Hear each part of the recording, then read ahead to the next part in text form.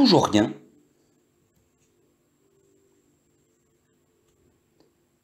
Je vais vous raconter le livre qui s'appelle Toujours rien. Ce matin, de bonne heure, Monsieur Louis a creusé un trou énorme dans la terre. Dans ce trou énorme, Monsieur Louis a laissé tomber une petite graine pleine de promesses, parce que les petites graines adorent se rouler dans la terre. Puis, Monsieur Louis a rebouché le trou énorme et a sauté dessus de toutes ses forces pour tasser la terre. Parce que les petites graines adorent se rouler dans la terre bien tassée.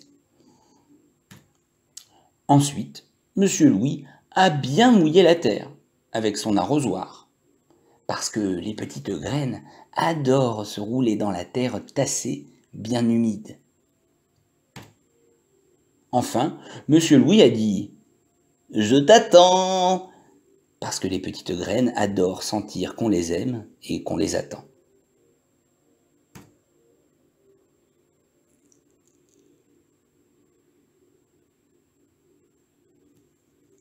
Le lendemain, Monsieur Louis est venu voir si quelque chose avait poussé. Il n'y avait rien à voir. Évidemment, c'était trop tôt. « Il faut être patient !» dit-il à l'oiseau. Mais l'oiseau ne répondit rien. Le lendemain, Monsieur Louis est venu voir si quelque chose avait poussé. Il n'y avait rien à voir. C'était encore trop tôt. « Je reviendrai demain !» dit-il à l'oiseau. Mais l'oiseau ne répondit rien. Le lendemain, Monsieur Louis était fidèle à son rendez-vous. Il n'y avait toujours rien à voir. « C'est long à pousser !» dit-il à l'oiseau. Mais l'oiseau ne répondit rien. Le lendemain, Monsieur Louis est venu encore une fois, et il n'y avait toujours aucune trace de la petite graine. « J'en ai assez !» dit-il, un peu énervé, à l'oiseau. « Pas la peine que je revienne demain !» Mais l'oiseau ne répondit rien. «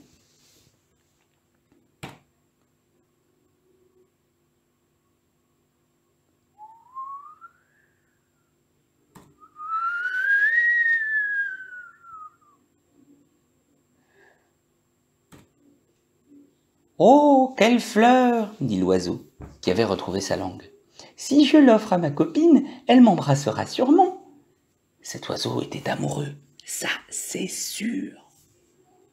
« Pff, toujours rien !» a dit Monsieur Louis quand il est revenu le lendemain.